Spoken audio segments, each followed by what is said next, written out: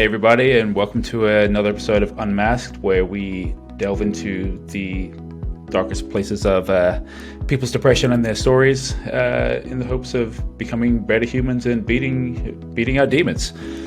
Today I have my good friend, my old Call of Duty partner, Devin Mercier. Devin, welcome to the show. Hey, what's up? Not much, man. It's been a minute since we've had a chat. It has. It's been a couple weeks. Oh. But actually seeing you face to face, it has been a while. Yeah. I've been pretty good. Yeah. You know, everything just kind of leveling out a little bit. Actually, now that everything is kind of settled, I'm kind of bored. So where are you now? You're back in Kansas City, yeah, right? Overland Park, Kansas, for the time being. Okay, yeah. But I've learned that I'm never really stationary for too long, so we'll see how long I'm here for. I heard the barbecue's good out there. That's the only thing we got going for us. Honestly, I don't know why people move here on purpose. It's I feel like people's cars break down on a trip and they're just fuck it, let's just live here. I feel like that's the let's just build a house. I'll claim that bit of land over there. That one's mine. I licked it, so it's mine. That's how I got a girlfriend once. Jesus, man. All right, so let's tell everybody about who you are and give the elevator pitch about your life. God, the elevator pitch. Who Devin is. Honestly, I don't even know how to answer that. It's kind of like that question during what was that movie, Anger Management. He was like, "Who are you?" He's like, "Well, my name's Dave. Not your name, not what you do, who you are." That's a lot bigger of a question than I think a lot of people really realize. Yeah. So my name's Devin. I'm a total nerd, as you can see by my background. I love dogs. I have 3 of them myself. I was in the military for 6 years, and then I got out of that and went to school. I wanted to become a doctor, realized that I couldn't get past microbiology because I'm super colorblind to be able to tell grape stands apart. Nothing I could really do. Purple, red, blue. Yeah, I got fucked. Yeah, that might fuck things up for you a bit, huh? And then I found myself in a marketing position, and then I went out to work in LA for a little bit, where Brody and I met back up after years, because literally we played Call of Duty together a few times, and we're on the same team, and then all of a sudden, I never put a face with a name, and then we kind of put 2 and 2 together. And I was like, holy shit, it's been a minute. Yeah, weird how that comes full circle, huh? Yeah, you never know. I feel like it's happened to me a few times. I was living in DC when I was in the military, and a guy I went to the gym with doing gymnastics and stuff. When I was in San Diego, years later, he walked into my gym again. And I'm like, what the fuck are you doing here? So I feel like once you meet people that have the same kind of interests, eventually you're going to run into them again, which can be a double-edged sword. But so I'm an avid gamer. It's always been a hobby of mine. I feel like for a lot of people that are depressed, gaming is a huge release because it takes us to a different world entirely, where we don't have to focus on what's going on with us, and we can do things that we can never do in real life. And I think for a lot of people that helps, and I know for a lot of my friends anyway, that's what they do, and they're zoned out because they don't want to deal with it. I know a lot of people use gaming as a coping mechanism during COVID and lockdowns and the pandemic, to basically just connect with other people. Yeah, so mine was actually, during COVID, it actually caused my divorce because it enhanced my depression, and not being able to do anything and the only thing to focus on was gaming. It really put a huge wedge between my ex-wife and I, and it was the start of the end, essentially.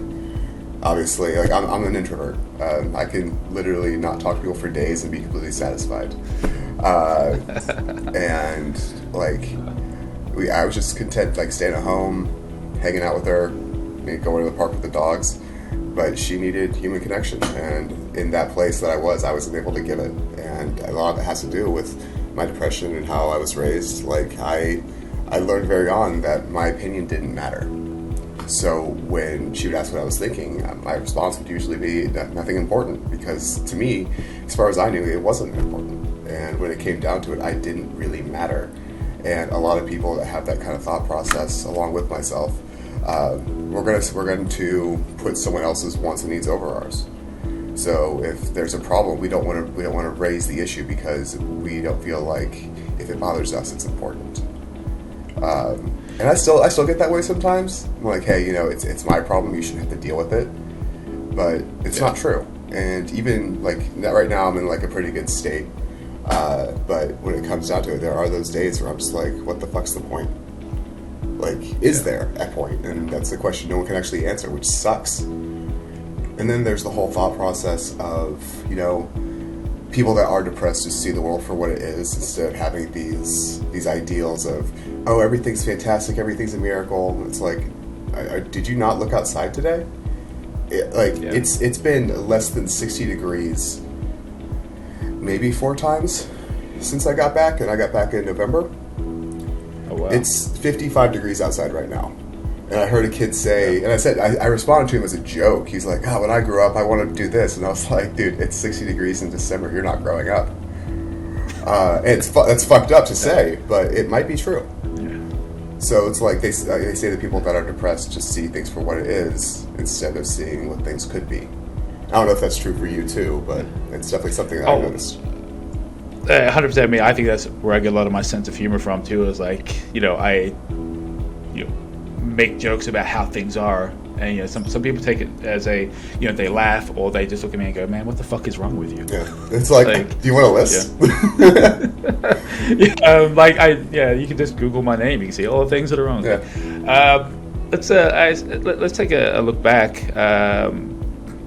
Your history of depression, like what is your earliest memory of like when you actually thought something might be off or not wrong with you, but when did you start actually feeling, hey, something's not right?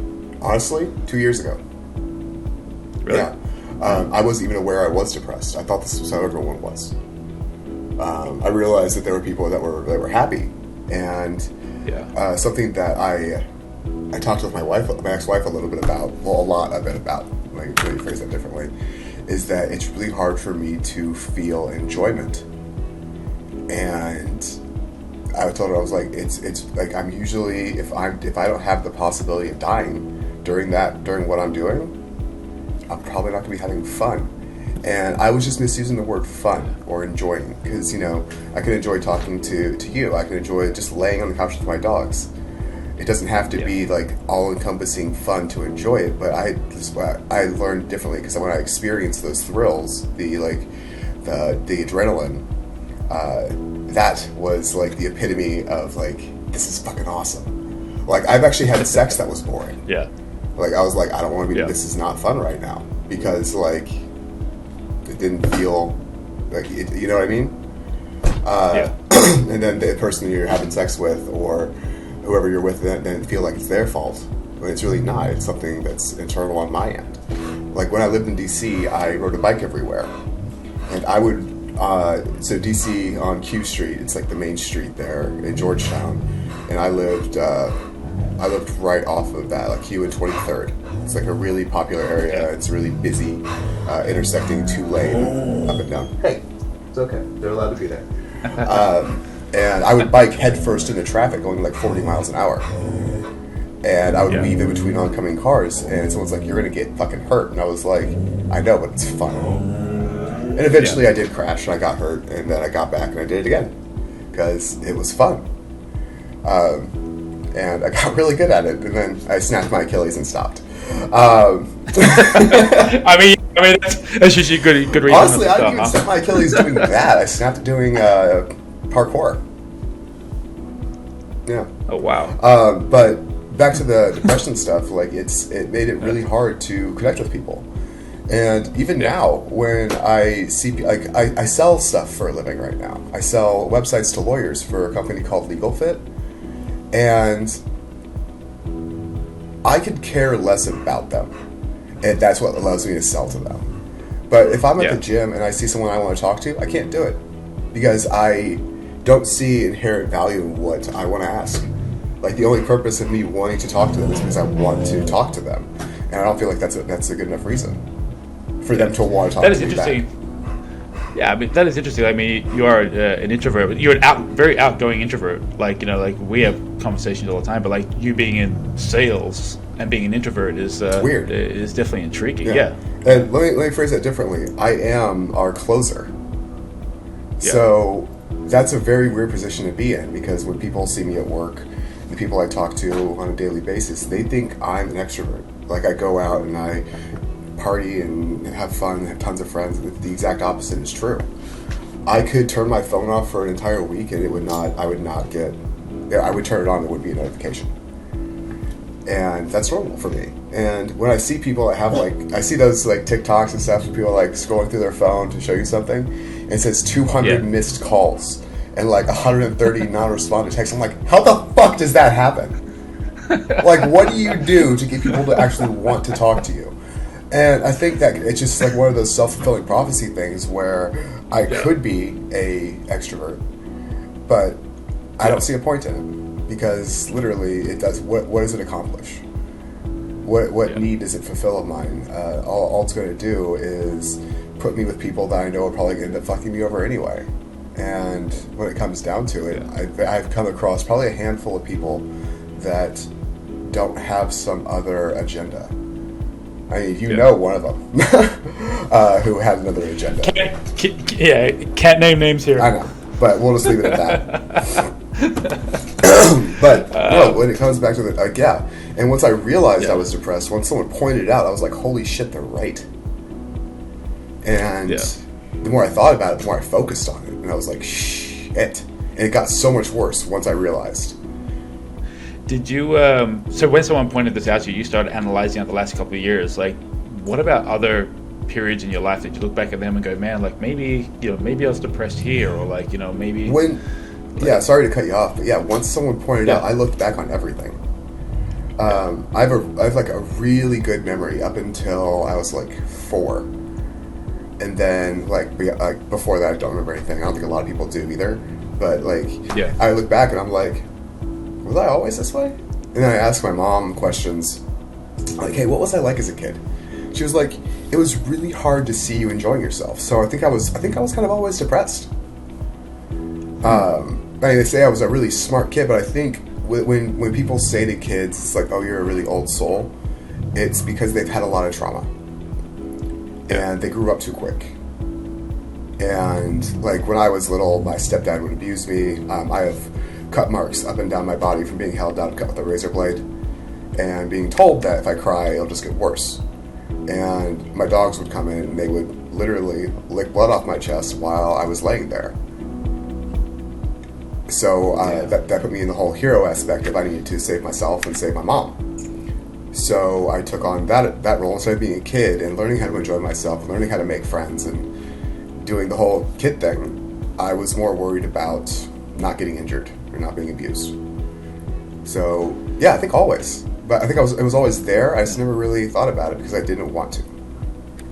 Do you think? I've had a couple of conversations with your mom before about her issues with depression. Do you think some of what she went through, you took on as a burden for yourself as well? Do you think that contributed to how you feel today? 100%. So I have a theory. So this is kind of weird. It's kind of a tangent, and I'll bring it back. I'll try and bring it back as quick as possible. So when a cat, take your time. Do you know how a butterfly gets made? Yeah. Okay. So as far as I know, they turn into a cocoon. The entire caterpillar liquefies. Everything, the brain, the nervous system, all of it, and then reconstitutes itself and grows back into a butterfly, meaning that its DNA retained those memories itself. So I think that there is a part of our DNA that does retain certain types of emotional connections to things, whether we know what they are or not, and we're more susceptible to certain types of feelings. I think because my mom struggled with a lot of these things growing up, not only did she not know how to do something different or understand how that would affect me, or putting me in an adult position when I was a kid would affect me in the future. I think that just being that way and coming from a family that does suffer from that, I mean, that's why hereditary diseases, and whether they're mental or otherwise, are important, because it is in your biological system to have that. And like, I don't drink, I don't smoke, I don't do drugs. I do take like testosterone and stuff because I realize it makes me happier. And it kind of fixed a lot of the issues I had. Just because like I went and got tested for some stuff and they were like, yeah, this needs to be leveled out. And it changed a little bit. And I also take medication for depression just because I realized that you can't do it alone. Like, unless you have the right tools, you're fucked. Like, you're so fucked. And there's a lot of people out there that don't even have the ability to get the tools they need. And like, there's this. Sorry, go ahead. No, I was gonna say. So, what? I mean, there's a lot to unpack there. Like, what is? what was the low point for you? Like, what was your worst moment where you thought, man, I need to get some help. I need to figure out what I'm doing. It was my wife. Yeah. She was like, you need to learn how to deal with this stuff, otherwise it's going to end. And she was right. It did.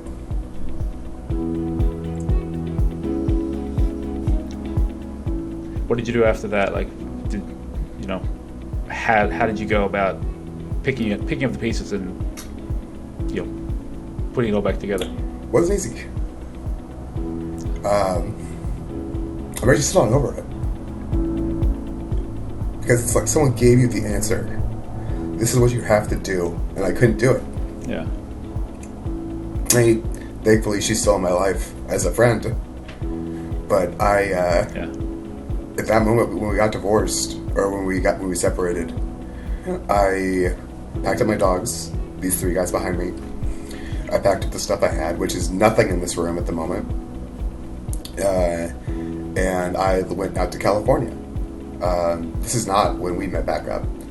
I went to live with my friend Leo, and he was like, yeah, come here. I've known him since I was like 13. And I was there for 3 months before his girlfriend was not okay with me being there anymore because I was just so fucking depressed. Like, all I would do is sleep, go to the dog park, and play games. And I would make money from playing games, so I was paying bills, I was paying rent there and stuff. But they didn't want me there anymore, so they were like, you gotta leave. And I was homeless for like 4 days. And I was driving back to Kansas. And my name was still on lease at the house with my ex-wife, so I asked if I could live with her again, and she said no. And I was like, fuck, okay. So I figured it out.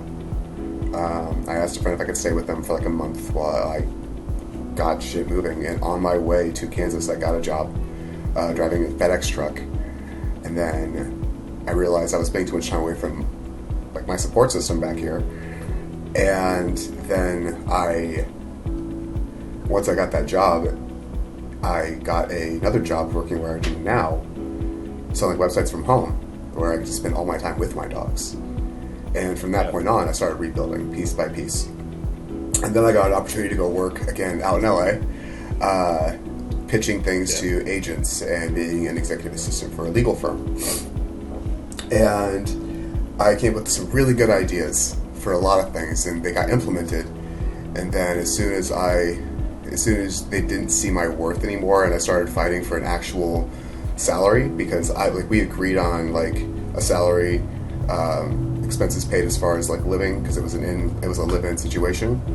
As soon as I fought for what I should actually be getting paid, they fired me. And I was just like, okay, cool, awesome. So back to Kansas I go. See, it seems to be my starting place, like my safe point, as it were. And on my way back, it was a 3-day drive. I got my job back. I got my apartment, and I started putting pieces together again. Like, resetting seems to be pretty easy. I don't know how to tell people how to tell someone to reset, because it's like second nature almost now.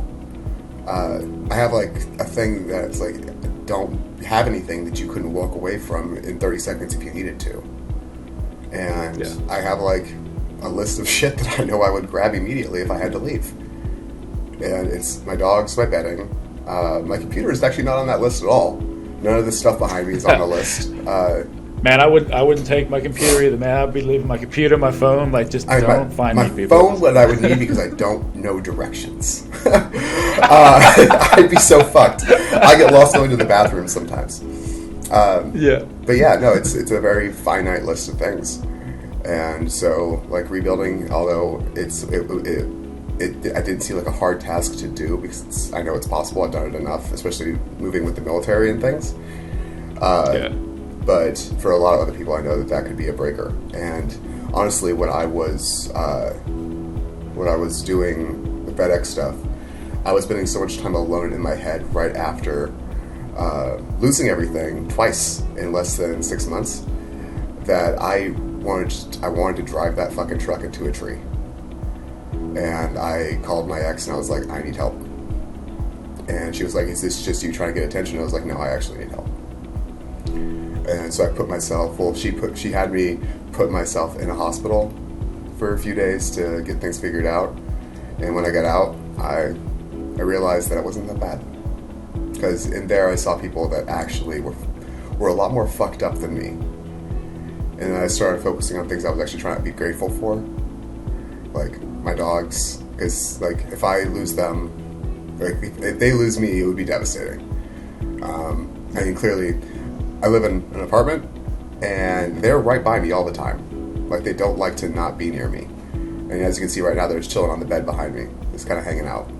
And yeah, there's one thing that I've kind of learned, having these interviews with people lately is like, when people talk about suicide and like people wanting to kill themselves, like no one wants to die. They're just in this desperate state of mind where they just want something to change. Yeah. They want the pain to stop, or like, they just want an out from whatever it is that they're going through. Like no one's like, oh, I don't want to live anymore. It's like, well, no, I just want to get away from whatever the fuck this is that I'm going through. For me, I actually didn't want to live anymore. I was tired. Still am tired. Yeah. And like the things I need to change can't actually change. Like I get annoyed when people tell me that certain things, like I hate compliments. Hate them. Because I feel like I'm being lied to. Because if those things were true, my life wouldn't be the way it is. Or if, like, inherently trusting people is not an option for me. Like, you and I used to do the same line of work back when we were, like, working for the government. So trusting people is almost impossible. And then realizing when someone's lying and not knowing why, and then figuring out why later, it's like, cool, just add that to the list. And I don't know if you're like me, when you have a really good memory about things, where you'll sit there and then after a conversation with someone that you felt went really well, you'll sit there and you'll look over like facial things, like, wait, did they do this? Was this there? Oh shit, they were looking, what was over there? What were they looking at over there? And you realize that maybe they weren't really being honest. Or they'll start moving in their seat a bunch to shift their anchor points, or it's just little things like that. It's like, well, at that point, can you even trust yourself? Because if you're depressed and you're looking for things to be wrong, you're going to find them. Do you think people take advantage of you because, like, they know you're vulnerable because you're depressed? A lot of people don't know I'm depressed. I try and keep that as close to the chest as possible. Obviously, doing this podcast, like, fuck my secret. Hey everyone, my name's Devin. Yeah. I'm depressed. I don't think so anymore. I think in the past I let them because I wanted someone to be there, and I felt like I had a purpose. No. Yeah. But now, honestly, ever since last time I got fucked over, no. I will literally tell people to fuck off, just because I don't need. I know that I do need people. I'm aware of that. What I don't need is a certain type of person. Where if you're not okay sitting in a room with me and being absolutely quiet and just enjoying each other's company, I don't want you here. Yeah. Yeah. Yeah. I 100% understand that.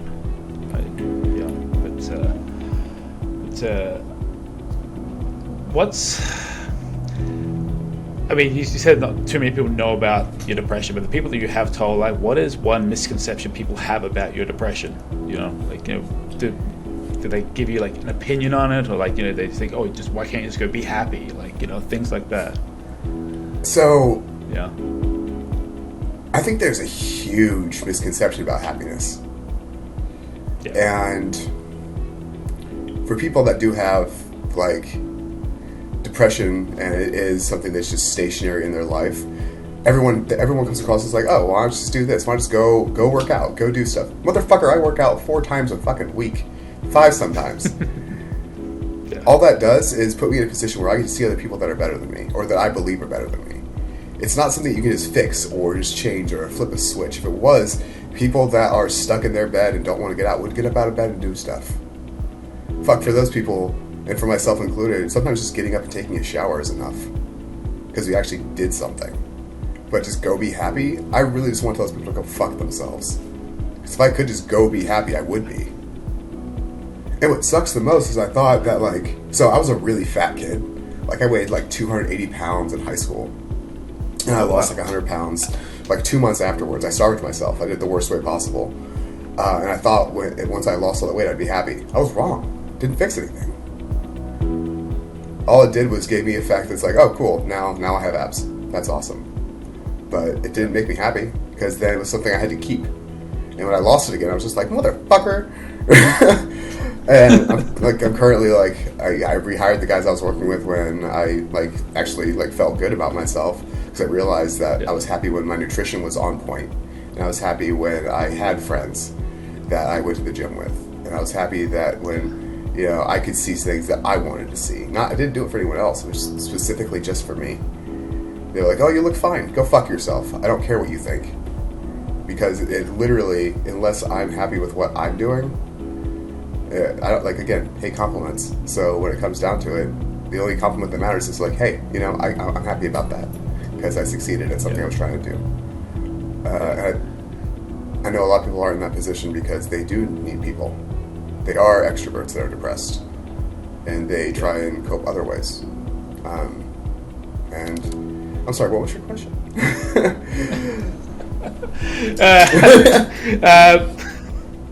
So yeah, I mean, like, yeah, people's misconceptions about your depression, honestly, the people that are close to me and that do know, they don't try and tell me to go be happy. They ask how they can help, and I don't know. Do you ask them for help? Like, how do you... No, they ask if they can help, and I tell them, I'm like, I don't know what you could do. Because you can't change me. Like, you want to make me 4 inches taller? Cool. Awesome. You want to make me, smarter? Great. I don't know if that would fix it, though. I don't know what would fix it. I don't know if it's something, because I've been through therapy where it's like talk therapy and going over the situations I have in the past, realizing it wasn't my fault for a lot of things and all this. It doesn't fix the depression, though. It's still there. Yeah.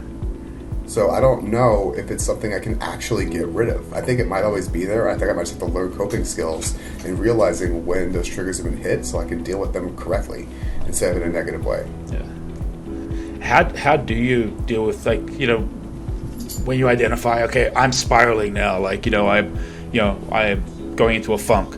How do you identify that, and what do you do? I try and turn all my emotions off, which is a thing I can do, but it's really hard to get them back.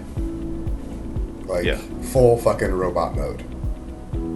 Like, and the thing is, I can feel it when once I've done that, I can feel the sadness still there, and then I'll just literally just be as like straight faced as possible and even keel as possible about literally everything, whether it's good, bad, horrible, opposite of that, where even if it's like the coolest thing ever. Like during that time, if I won a lottery, I'd always be like, neat.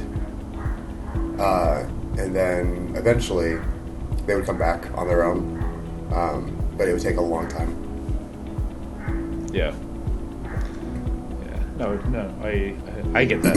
I get that. So, listening to all this, like, I mean, you've been through some shit. Yeah, but so is everybody. So, what has depression taught you about yourself? Yeah. Honestly, I'm probably gonna die alone. I'll be there right with you, man. You're not gonna die alone. Well, you know what I mean, like. Yeah.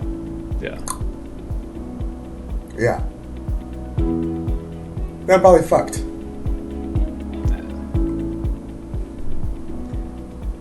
You'll be okay, man. Yep. Yeah. Yeah. I know. Your mom loves you. She speaks so highly of you. Well, yeah. I mean, you know, when I was talking to you the other day, she was like, Devin this, Devin that. Like, you know, we all think you're great. I mean, that's cool. Yeah. But Yeah. doesn't change the price of tea in China. Yeah, I know. And like a lot of people that are depressed, their friends, they think they're great. They don't see why they're depressed. Doesn't fix it. I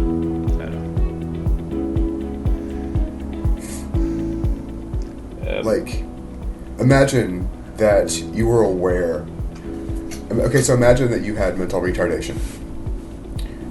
And you were aware of it. Doesn't mean you can fix it. No matter what anyone does, doesn't mean you can fix it. And there are some people that battle depression that have fixed, that are good, that they fix their problems. I have no idea how the fuck they did it. I wish I knew. I don't know how I'm going to fix my situation. Because it is a me problem. It's how I look at things. And unless I can literally fix how I view certain things, and don't take them as like my fault or otherwise, I don't know how I can do that. And that's just one piece of the puzzle. Maybe that's not even the real issue. Maybe the issue is I'm just surrounded by shitty people. Because a lot of people suck. And, you know, the thing is, like, one of the things that I'm not a fan of is that the only thing there is to do in Kansas is drink. Like, if you're going to go be social, that's pretty much what you have to do. I don't do that because I know what that would do to me. Both my parents were addicts, so when it comes down to it, I have that ability I could have that ability very quickly to get addicted to it. So I stay away. And like, the thing is, like, that's how a lot of people bond. So I don't know.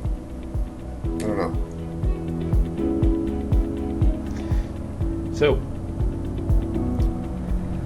looking at, I mean, people always say hindsight is 20/20, right? if you could go back to when things, when you first started thinking you were getting depressed, like when people started noticing something was going on with you, what would you do differently? Get them involved. Like, actually get them involved. Like, I should have asked my wife to come with me and talked more openly about it and things I actually wanted to say. Honestly, since our divorce, we've gotten a lot closer because I'll talk with her, and like, I've already lost her once, so there's nothing holding me back from saying exactly what I want to say. And like, she's like, why do you say this when we're married? I'm like, I didn't want to lose you, but I did anyway, so might as well tell you.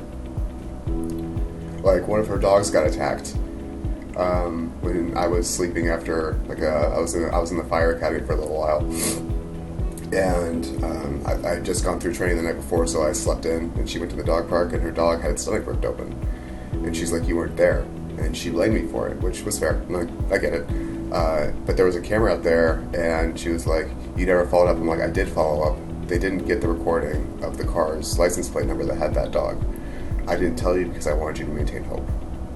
I didn't want to give you more bad news. She's like, I just thought that you just didn't give a shit. I'm like, no, I was trying to hold information from you to make sure that you had some kind of hope left in you about the situation. I didn't want to take that away. And like, after telling her, she's like, that makes me feel so much better. And I was like, oh, okay. And then telling her like what problems I had that I didn't vocalize in the first place. So like, why did you say that in the first place? I didn't feel like that you think, I didn't want you to think that I needed you to change, because I was happy with you just being there. Maybe I didn't express it the right way, but I never wanted you to feel like you would be something different than what you were. So I felt like I needed to change to make sure that she was happy and be more okay with the things I wasn't okay with before, which wasn't the case. Compromise was what was needed, and I was terrible at communicating. I'm getting better. I'm still learning, but like, I should have been a lot more communicative about everything I was feeling. Like, instead, when someone asks you, like, hey, are you okay? Telling them, no. this is what's not okay. This is what's making me feel weird. Even if it's the slightest thing. Like, that poster reminds me of blah, blah, blah. Or, I don't like it when it's this. Like, actually saying, without mincing words or trying to save someone's feelings, what actually is wrong. And I think a lot of people that do battle with depression will not say exactly what's wrong because they don't want to feel judged for it, or they don't want people to feel like they're a burden. Yeah, I mean, that's not the first time I've heard that. Yeah, I feel like it's pretty common. I mean, there's things I don't tell my wife. Like, when I'm having a shitty time, I'm just like, like I'm just having a bad day. Yeah. And it's like sometimes I don't even know why you're having a bad day. Yeah. Like sometimes I'll wake up and I'll be like, I don't like today. Yeah. So,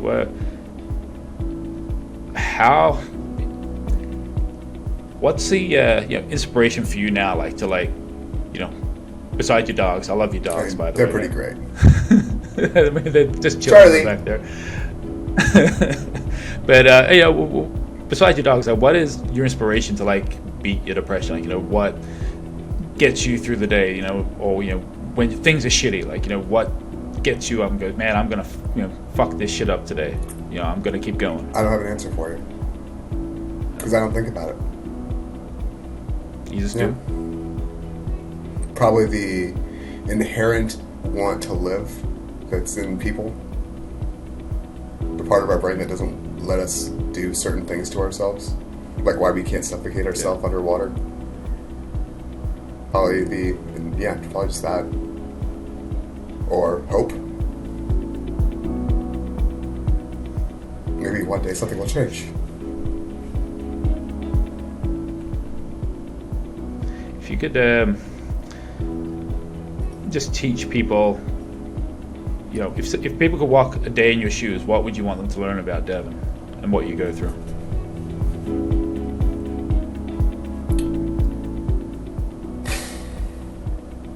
Honestly, on a daily basis, my life's not that interesting.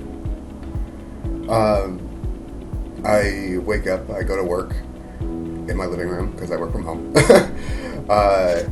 And during that time, until 5 o'clock comes around, I'm just doing my job, watching TV while I'm doing it, and honestly, playing video games on my phone because I need a lot of stimulation for my mind to be occupied. And then I go to the gym, and then I come home, and during that time, I take care of my dogs, and I take them to the park around lunch. But I don't know, that's really hard to walk up to someone and try and start a conversation out of nothing. Yeah. And it sucks because, our gender is kind of fucked because, a lot of guys aren't good. A lot of people aren't good in general, whether it's male or female or otherwise. And no matter how much I would like to get a social circle and get friends and go do stuff, I don't want to make anyone feel awkward. So if people in my life right now, whether it's bypassing or whatnot, or if you guys see me on the street, please say hi, because I won't. That's actually one thing I really enjoyed about being in LA and the job I was doing, was the people I got to meet were forced to talk to me. And some of them actually seemed interested in learning what was going on, what I could do, how I thought about things. I remember there was a party I was at, and we were all talking about movie ideas. And I was like, I had this dream. And they were like, wait, you fucking dream in movie scripts? And I was like, yeah, I do. Sometimes. Actually, I had a dream where I was in a car with my dogs in the middle of winter. And I skidded out, hit a snowplow head on, and ended up getting woken up by my dogs licking my face. Walked to the hospital. The dogs were with me, and they were barking. And I was like, guys, calm down. The doctor's like, what? He's like, you know what, never mind. Just, you're good to go. Make sure that you follow up in a couple weeks. And then for the rest of that dream, people wouldn't look at me anymore. They wouldn't talk to me. I'd go to the dog park, do my normal thing. It was like one of those hyper-realistic dreams where you could feel stuff. And lucid dreaming, that's what it was. And then a girl came over from work, and she was like, "Hey, where are your dogs?" I'm like, "Oh, they're around here somewhere." And she was like, "You know what? I actually gotta go." And when I went back to the office, someone explained to her that my dogs died, and I couldn't fathom that. So when she came to the apartment, what she saw was piles of dog food and toys that were not played with. And what people saw at the dog park was me carrying around leashes that didn't have dogs attached. And I couldn't fathom losing them. I woke up thinking they weren't real. Yeah. So, yeah, no, like, so, like, if you see this and you want to talk to me, you can. I don't bite. I might stab you, but kidding, totally kidding. But yeah, because I definitely will not approach people. That's why I think you and I connected on the whole gaming thing. It's because like online gaming makes conversations easier because you don't have to see them. Yeah, like you could literally just. I mean, I've got guys that I've played with for years. We don't say we don't play for like say 2 years or whatever, and then we pick up again. We pick up a lobby, and we're just like, "Yo, what's up, man?" Yeah, like what's up? Like like nothing's changed. Yeah. It's gaming's great for introverts. Yeah, actually, there's one thing that I've noticed that a lot of people do that is 100% incorrect. Everything will work out in the end. That phrase, because that's not true for everybody. Yeah, it'll be okay. It's not true for everybody. What about the homeless guys? What about the people that's not okay for? That's literally they're at their worst, and it will not get better. Because for those people, it's not gonna get better. Like, that's something that's like, oh, you'll be fine. It's like, you don't fucking know that. Why do you say that? Is it because you don't know what else to say? Or you want to give some kind of positive reinforcement that doesn't actually give any, like, comfort? Or it's just out of awkwardness? It's like, hey man, you'll be alright. It's like, dude's like, has a knife through his chest. It even happens with trauma victims, like physical trauma. Like, it's going to be okay, it's going to be okay. Like, you're reassuring them it's going to be okay when you have no idea if it's going to be okay or not. Yeah. And I want people to stop doing that. And instead, like, say what's actually, like, even if your response is, I don't know what to say. Like, when someone's telling you that stuff, they don't want you to give them an answer. They don't want you to tell them it's going to be okay because they don't know either and they don't believe you. What they do know is that they need someone to talk to. And if they are an introvert, and you know that about them, just let them talk. Because they don't do it a lot. Yeah. So what's next for you, man? Today? Where do you go from here? Well, I do have... yesterday I had a meeting at work that they might want me to start training people instead on how to do what I do, because I'm not like a trained salesperson. It's kind of happened naturally, and I got really good at it. So they want to bring on more people like me and have me train them how to do so, which would be cool because I'd have to stop making calls randomly, and I could just focus on the sale itself and make more money, which is great. I think it's actually nice outside, so I'm going to the dog park probably after this. And then in the future, I don't really know. No idea. I feel like at this time in like just society, trying to set a goal to be somewhere in the next year or so is kind of idiotic. Because things have been changing so quickly that setting those plans in motion to like physically accomplish something, like making something and doing something like that, more power to you. But when it comes down to actually like, I want to own a house next year. Honestly, COVID could shut the entire United States down in a blink of a fucking eye again. And that reality would be impossible for a lot of people. So I have no fucking idea. I'm kind of just taking it one day at a time. And I think that, that's about it. Well, Devin, man, I'd like to thank you for coming on today and, telling us, some of the worst parts of your life, obviously. Yeah.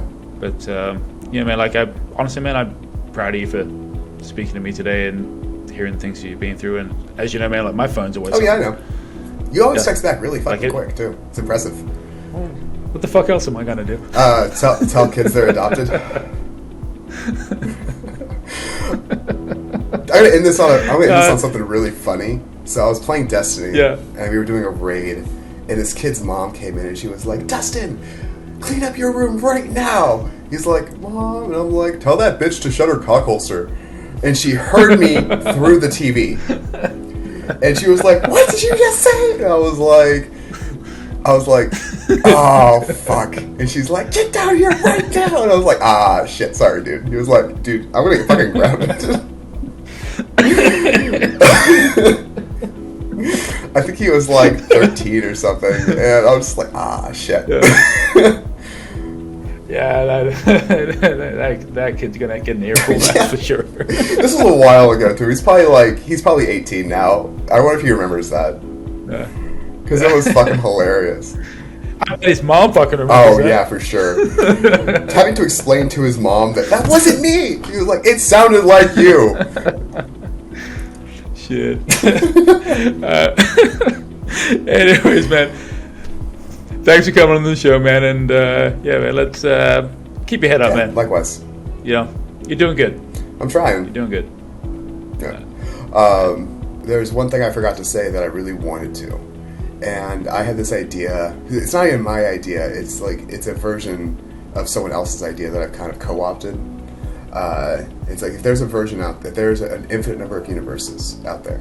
That means there's also an infinite number of me's out there. And one of those versions gets to do exactly what I wanted to do. And I think that sometimes whenever I have certain dreams, that it is one of those guys succeeding in something I wanted to do. Like when I was a kid, I had a dream of a movie coming out, and it was pretty fucking close to a movie that actually came out. So I think like somewhere, maybe one of those universes, they got to do what I dreamt of. And then maybe I'm that version of them. So who knows? Maybe one day, literally, something might happen that's really fucking cool and that I would have missed out on. So that is actually what keeps me going. If I think about it and actually pinpoint one thing that keeps the drive going, is the fact that almost anything is possible if you really think about it. Yeah. That's it. Yeah, if you want to hit a game, hit me up. I'm around. Yeah, as always. All right, man. Later, man. Thank you.